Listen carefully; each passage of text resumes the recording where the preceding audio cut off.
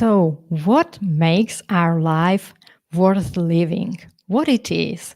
Because I think we all want just to be happy and have a good life, but what does that mean actually? Is it like, or what like successful life look like? Is it that you have a big house and just nice car, or is that something else?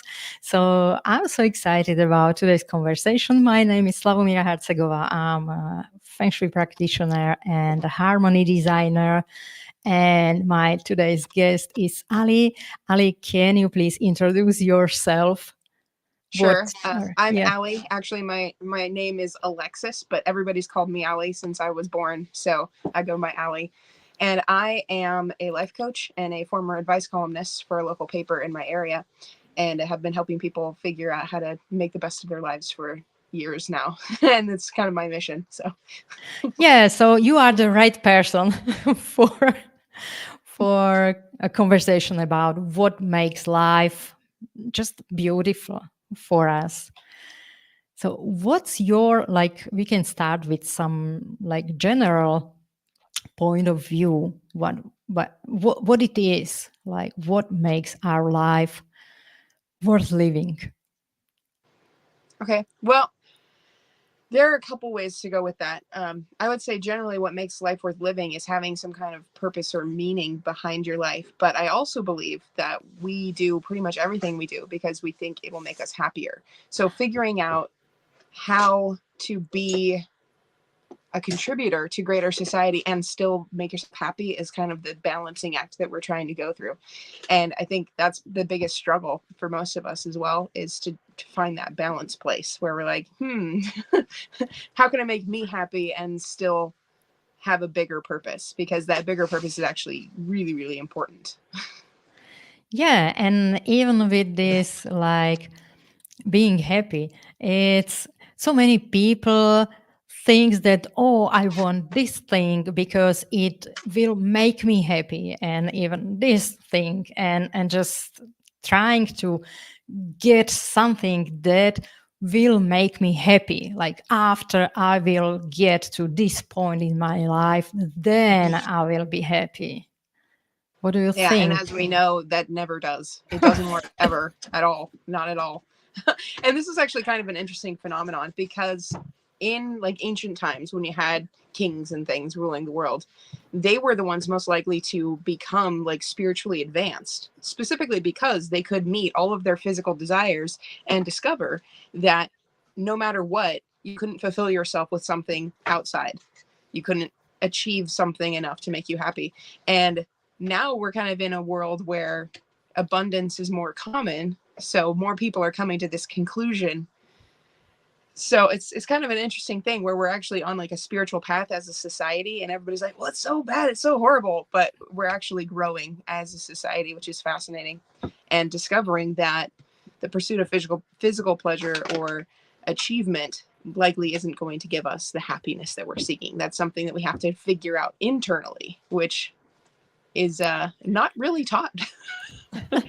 Yeah, but for me, it could be like bad news, but also a good news because if there's nothing outside of you that can make you happy, it could be like, what now? But the good news in that is so you just don't need to go and search something outside because you can be happy in any moment. There is something else that makes you actually happy. Mhm. So, yeah, so what it is, what makes us happy instead of external things. I mean, that's definitely a difficult question to answer, but I Oh, would yeah. say in my life that the things that have made me happiest is just feeling like I'm growing, like I'm becoming better, like I'm moving toward the best version of me. And every time that I strive for the better version of me, I feel accomplished, which increases my level of happiness. But happiness is also a challenging term because we don't really define it particularly well. So I go with happiness is kind of like a spectrum where if you go with the emotion of happiness, that's more like the default state of being at peace, at rest, satisfied in your life, contented, things like that. And then if we're talking about going beyond that to happier feelings or better feeling states, that's more about aiming at something and working towards something, and not necessarily for the sake of the achievement, but for the sake of moving. Yeah, yeah. And I can definitely, for me, it was surprising because what I started to do, I have my vision, like what I would like, where I would like to grow. And I realized that there are parts in my days that will be the same. Anything I will achieve in my life, like my walk with my dog in nature, will be the same, you know? So I try to tune into this feeling like, okay, so I already achieved everything. You know, these things about manifesting, you need to tune into that. And my expectation was that I will feel excited about it. And actually, as I really tuned in, I realized that it's some kind of inner peace instead, you know, because exciting are only these milestones like, oh yes, I get it, and then it the next day and even next day, and you are just living it. And it was more like about this inner peace, you know, everything is okay. So yeah, it's the whole like scale of emotions that, and happiness actually is not even emotion. You can be joyful, you can be, you know, excited, but happiness can be still, even if you are sad, you can still know that deep within you just are happy even without these emotions are on the surface as a wave. Absolutely. I know that having been pregnant a couple of times in the last few years, I have very little control over my hormones and emotional states, generally speaking. But I would still look at my life and say that I'm happy, because I always come back to this place of calm, this place of quiet comfort, basically, which is what I would define happiness as. So when I talk about happiness, I'm usually like, well, it's more like whether your cup is full or empty. If you don't have your cup full, meaning you aren't taking care of yourself enough, you don't have the boundaries that you need with other people, things like that, sorry, you're less capable of feeling positive emotions overall. Whereas when that cup is full, you now default to more of those positive emotions. But something to note as well is that positive emotions and negative emotions are usually the same emotion, just with different connotations. So, like, excitement is nervousness, but nervousness is associated with negative and excitement is associated with positive. But it's still the same feeling, like the butterflies, the shaky kind of sensation. So, that's worth noting as well, where we think of emotions as being positive or negative, but I don't think they are. I think they're more like guiding you on how you're thinking. So if you're feeling negative, it probably means you're thinking incorrectly about whatever the subject is. Whereas if you're feeling positively, it's like, yes, you're in alignment with your plans and goals and dreams and stuff, so keep thinking that. Yeah, that's interesting. But yeah, even with fear, it's also like very similar to excitement when you are going to do something. And so that's interesting. And so also you can understand better yourself if you are just observing your emotions, and then check the thoughts that are leading to those emotions. So it's interesting as well. And you also mentioned that full cup. And for me, it's all about energy, how much energy you have. And of course, it's like based on if you do take care of yourself and your lifestyle and everything. But this is so underrated part of, like, basically in our life, like, and that's my expertise. So it's I'm glad you mentioned that it's even about your cup. And for me, it's how much energy you have. And good news is that you can help yourself with how much energy you have. I can hear also some weird sounds, and I'm not sure if it's my mic or if it's something else. Can you hear that? No, I do have Okay, the so washer going in the background though, so no, I don't no, think it's no. all that loud. It's But no, maybe okay. It's probably in my setup. Okay, I will figure it out later. Okay, so this was about this energy part. well, let's go to the subject of self care for a second, because I think a lot of people get self care wrong, where they think it's about, like pampering yourself. And pampering yourself can be an aspect of self care, but usually self care is not that dramatic. It's more like making sure you get adequate sleep, feeding your body nutritious food. Sorry, that was incorrectly said. Feeding your mind, putting up boundaries with people and saying, this is what I will accept for me and this is what I won't accept for me. And then knowing your love language and telling people how to express it to you better so that you can feel loved by the people around you. So we think about, like going to the spa and getting our nails done as being self-care, but that's not usually where I would start if I were doing self-care. Yeah, exactly.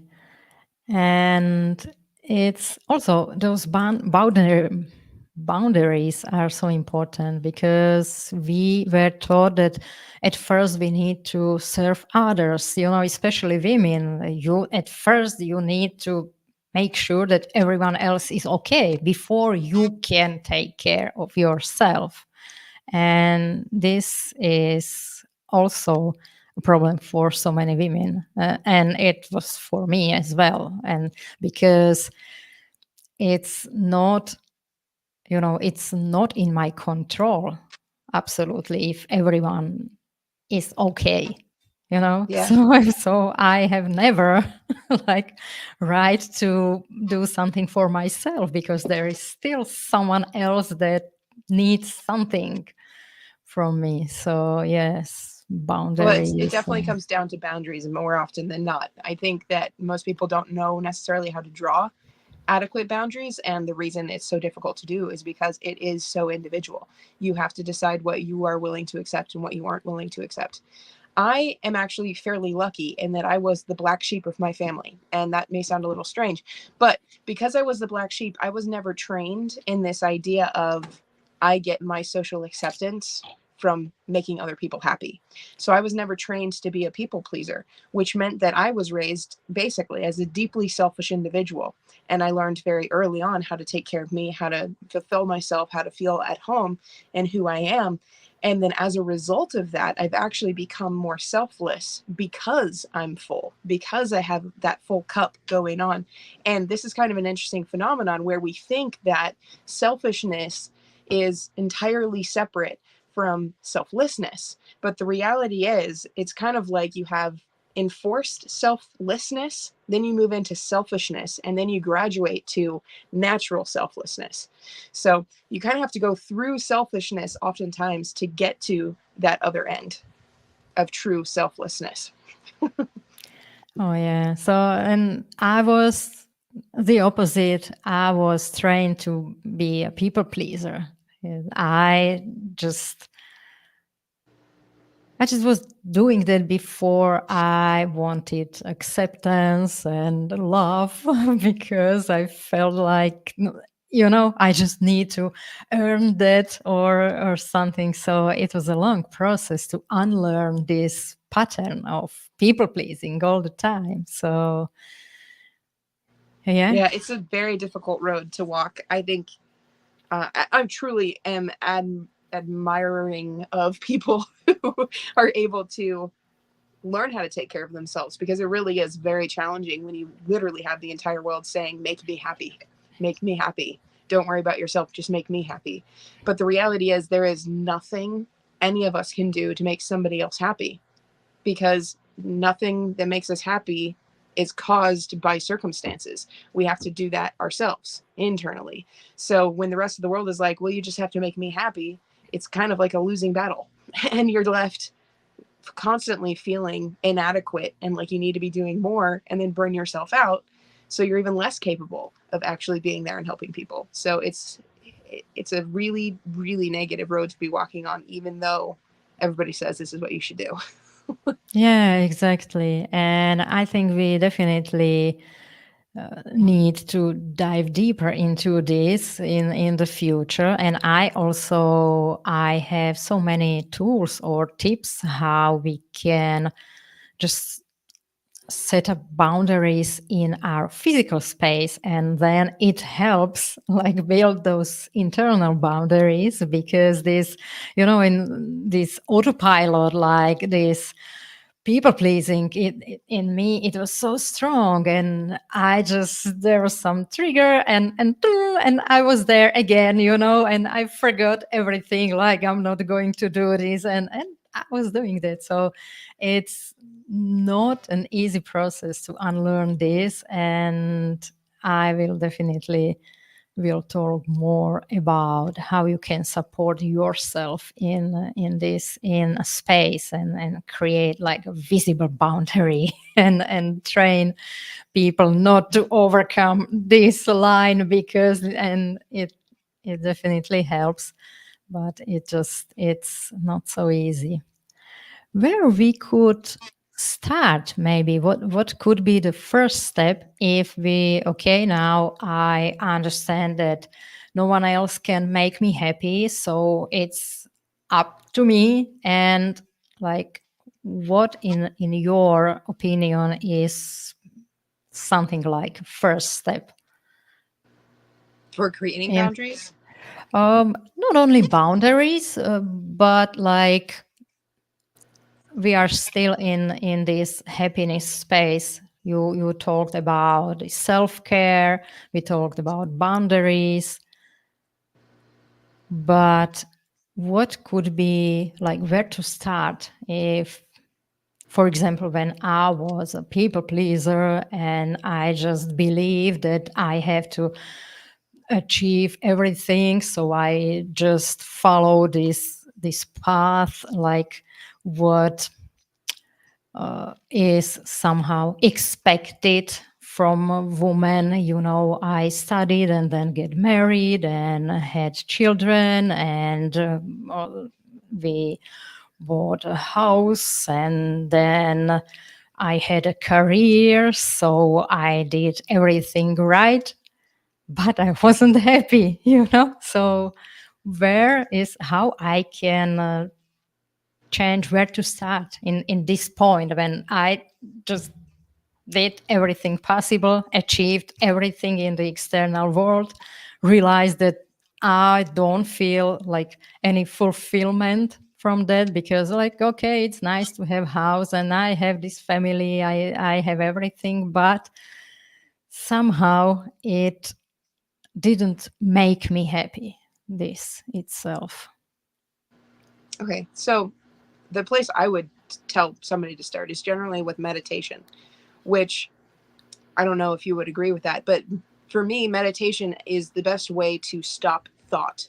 And the biggest reason that you're unhappy or feeling unfulfilled, as far as I can tell, is because you're inundated in negative thinking, where you're describing how your life is just not the way that it's supposed to be in the eyes of society, or something along that line. It's not matching the ideal that somebody else has laid out for you, or something like that. So the fastest way to get to a happy state is to stop negative thinking. And the best way to stop negative thinking is not by inserting positive thought, it's by stopping thought altogether, which is what meditation can do. So that's kind of where I started. A lot of my journey was with that meditation and just doing 15 minutes a day or so, seeing if I could stop thinking for a little bit. And it was really effective. It's now my default state, actually, to be in non thought, which is a very comfortable place to be. Like, you think that your thoughts are who you are, but when you go through meditation, you start to realize, no, it's like hearing or seeing things, where you're just getting information inserted into your brain. And then when you remove yourself from it, you're like, wow, it's like a whole separate person is my brain and I'm the receiver. And then when you're able to disassociate like that, you're like, you can actually have conversations with your own brain and be like, give me an idea for this. And it's more like using a computer rather than just being controlled by these constant thoughts inundating Oh, themselves in you. yeah. I love the idea, like using computer. And for me, it was when I wanted to start to meditate, and but I before I was so much like so used to just think about everything, you know. So I was like, how I should meditate? What should I do? Am I doing that right? Oh, I still can think. I'm just, you know. So I wasn't able for quite a long time just do this, like just stop thinking. So what I started to Oh, where are you? What I started to do, so I started with some kind of like dynamic meditation. Like I went for walk or just this dance and like crazy, you know. So it this helped me to actually stop thoughts and concentrate on something else, like maybe on like nature or the music or something before I was able just sit down and just switch off those thoughts. So it could be like this, or even just surrender into something, anything, painting or something. Just switch off the thoughts. It's not so easy for everyone for the first time. Just sit and stop thinking. At least for me, it Oh was yeah, it like, is not a quick process, not at yeah. all. No, it's a learned skill. You have to learn how to not think. So there are two methods that I actually really enjoy for helping people to stop thought. But before I get into that, actually, I want to say that most people approach meditation like it is something to achieve, and that is not what meditation is. Meditation is very specifically not doing things. So you're not trying to achieve something. You're trying very specifically to not be worried about achieving things. That's the point of meditation. So then, to the methods, the one of my favorite meditations is the Abraham Hicks meditations. I don't know if you've heard of her, but they do meditations where the music is actually timed to your breathing. So you breathe in for 3 count, and then you breathe out for 5 count, for a total of 8. And that process of just trying to keep track of where your breathing's supposed to go and keep in time with the music, I think is enough usually to distract you from the thoughts, which can then help you learn how to not be thinking. But that's kind of a longer process. So the other method that I enjoy is to just literally sit with your thoughts and say, I'm going to see what comes into my head. And then whatever pops up, you're like, well, that's cool, but I'm going to see what else is available. So it's kind of like scrolling on social media, but with your thoughts, where you're like, okay, that's nice. Let's see what's next. And just kind of scrolling through the thoughts. And eventually, as you practice that, you start to realize how not your thoughts are. And when you can stop connecting yourself to your thoughts become less powerful. And then it's a lot easier to just be like, I'm just going to not think for a minute and then practice that. So those methods I think are extremely beneficial and have certainly been for me. Yeah. Now I can remember that I tried even this, and that was fun because in the moments like, okay, let's see what will be the next thought, and there was the pause, like in that waiting, like, okay, what, and I just didn't think about anything. So this was, yeah.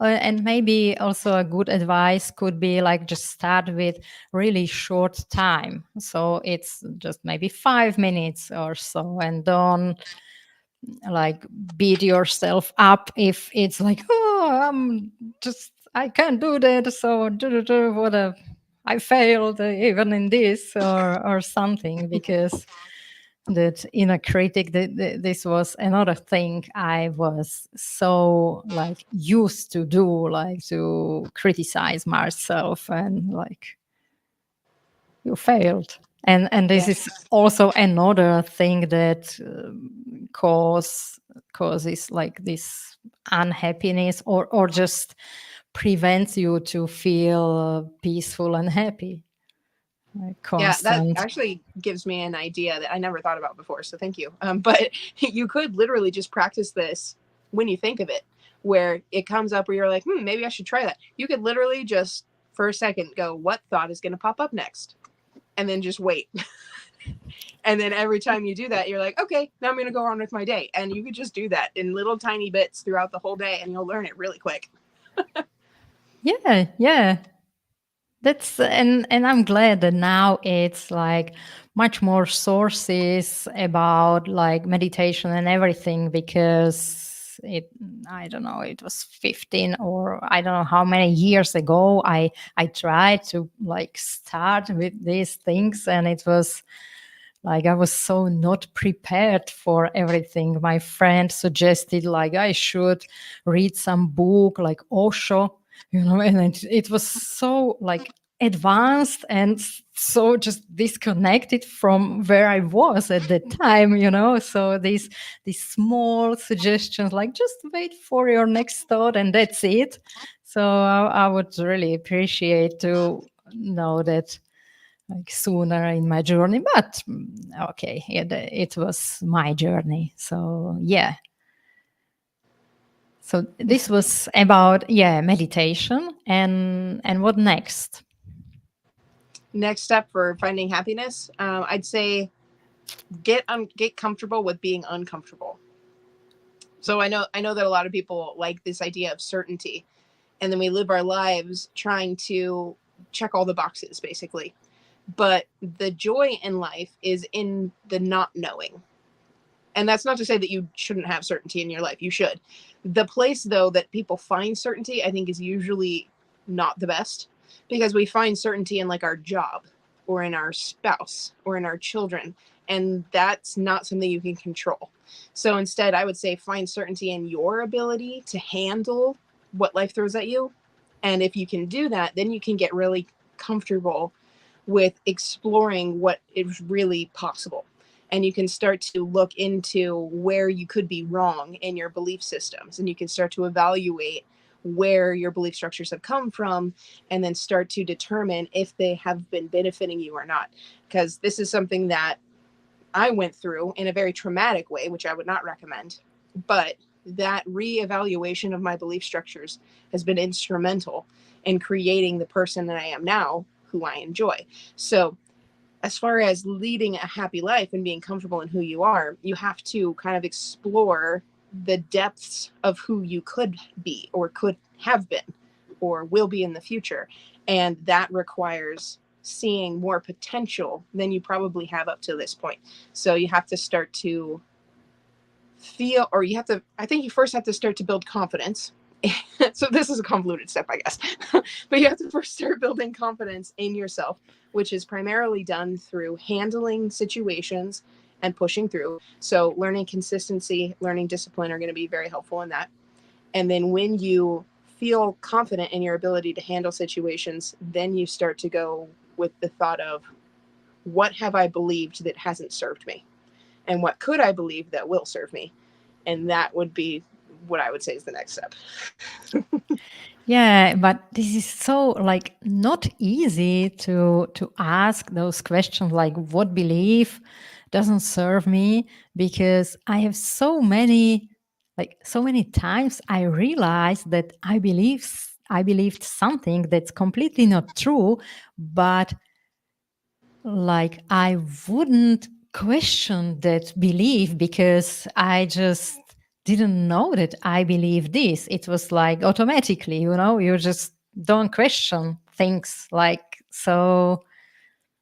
So this is, yeah, it is important, but sometimes it's not so easy to. But maybe some like prompts would help, like some kind of questions you normally don't ask yourself, but like coach can suggest to think about it. Well, I suppose you could do a list of different questions to go through this process. So, as far as building confidence in yourself is concerned, you could literally start your day with the question of, how can I trust in myself more today? What experiences can I find that prove to me that I am capable of handling life? And if you can ask that question enough times, you'll find reasons. You'll find evidence as to why you're capable. And then eventually that's just going to be something you believe. I am capable. And that'll be inherent in yourself. And then when it comes to changing other beliefs, it's just a matter of finding the evidence enough times that you can shift that belief, because a belief is really just a thought that you think over and over and over again. So if you're intentionally asking the question, what belief should I have, or what belief would benefit me more, and how can I find proof of that belief, that's going to help you shift whatever belief it is that you want to change. Yeah, can you share some specific example? Like if I believe maybe that I'm not a good mother or something or Sure, I'll go with the belief that I actually find most damaging in most people. I actually made a video of this on my channel, but it's the belief that people are bad. And you can insert whatever yeah. word you want to into that category, which is, greedy, selfish, um, violent, pretty much any insert any negative word into that, and that's going to fall into the category of people are bad. And the reason that I find this belief so damaging is because it's self-isolating, and we are social creatures, so we like to have connection. We can do more when we're in a group, and when we believe that people are bad, we're setting ourselves up for negative experiences as well, because we know the law of attraction, for example, is a thing, whether you believe in spiritual realms or whatever. It's just the idea of, if you believe that every problem can be solved with a hammer and you only have a hammer, you're going to try to fix everything with that tool. Whereas the reality is there are multiple tools that you could be using to improve your life. So when we have this belief of people are bad in whatever aspect, we're setting ourselves up for failure, because now we're self-isolating, we're removing the potential for help, and then we're creating a more negative society because we're not allowing people the opportunity to express their true power, or their what they truly have to offer to the world, because we're basically putting them into a hole and they're like, well, I can't get out of this thing. So we're imprisoning people unintentionally, causing a more negative world. So we could go more into that if you want to, but this belief can be changed pretty easily if you go with the thought of, how or what evidence can I find today that people are good, care about each other, and want to create a better life or a better world? And that question is going to set your brain up to look for answers. And your brain is an excellent tool for this. It will literally look for answers to your questions. So if you pose a question to your brain every day, it's going to spend the entire day looking for reasons. So that question, sorry, that question of, what evidence can I find of the goodness of people, is going to drastically change your belief structure around what people are capable of, what you can expect from people, and can help you be more hopeful about the future. Because every problem we face in our society cannot be solved by a single person. We have to work together. And those are the things we primarily complain about the most, are the societal issues. Like there's world hunger and people are impoverished and they can't afford to pay their bills and things like that. That's a societal issue. We can't just decide, hey, today I'm going to earn $200,000. That's not a realistic thing. So we have to work with other people. Therefore, we need to change this belief that people are out to get us in some fashion. And we have to allow the potential for those people to show us a more positive side of who they are, and allow them the opportunity to let down their guard and become the best version of themselves. Yeah, this is really good advice, like to search for an evidence, because you can find evidence of anything. But it's, if you will decide that you are going to search for evidence that people are good, and actually my life is good, and actually I'm capable, and just find evidence, I know, in my past, what did I overcome already, so I'm capable. So yeah, just create a better version of yourself intentionally, like Mm-hmm. find evidence like who I want to be, and find an evidence that, oh, actually I already proved that I am that person, at least a little bit. Yeah. And I can work on it and get better. Yeah, exactly, and ask those powerful questions. Yeah, so I expect that's what life coach does, asks powerful questions, empowering. and believes in you. Yeah, Oh that's yeah, the it's primary tenet I would say of a life coach is that they believe in you and your capabilities, which can only happen if they believe that humans are good. yeah. So yes, I would. Do you have something? What would you like to share before we wrap up today's session? I just wanted to open this stage and just start a conversation about how could we help people to improve lives and what basically better life means for anyone. And I will definitely would like to continue in conversation and go deeper into some topics or so. But if there is something, what would you like to share at the end of today's session? Sure. There is a tenet that I generally teach everybody that I can, which is you should believe in things because they benefit you, not because there's scientific evidence of them. And this is something that I think people get wrong all the time, where they're like, well, I believe things because science says so. But the reality is, the amount we know about the world is probably less than 10% of what there is to know. And even in scientific research, we have things like the double slit experiment and the placebo effect, which tell us that we don't know that much about how the world functions. So, the double slit experiment is they were shooting photons and determining how they present. Do they present as waves or do they present as particles? And what they found through this experiment is that they can be either waves or particles depending on your expectation and even based upon the thinking or the meditation focus of a human being. So, this is a very powerful thing because photons make up pretty much everything in the world. We are 99.999% energy, scientific fact. So the fact that our entire being pretty much is light indicates that we probably need to go with the energetic rules over the physical rules.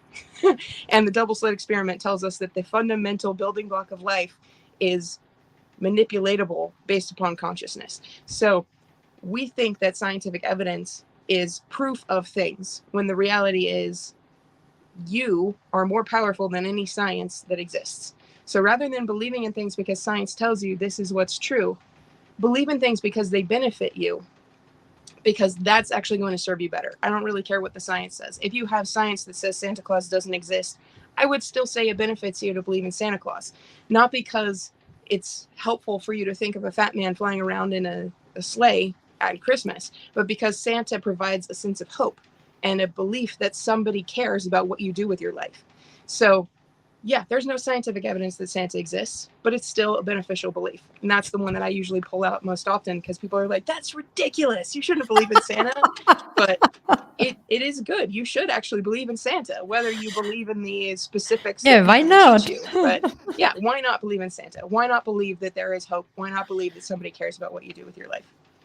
Yeah, and this is like beautifully wrapped up everything what I'm talking about, like creative life or the art of living is what we create, and this is what you believe, so you can create. We are so powerful as human beings. So we just need to get used to use this power in a good way and just create a better world, better life for all of us. And it starts with believing you're capable. Yeah, exactly.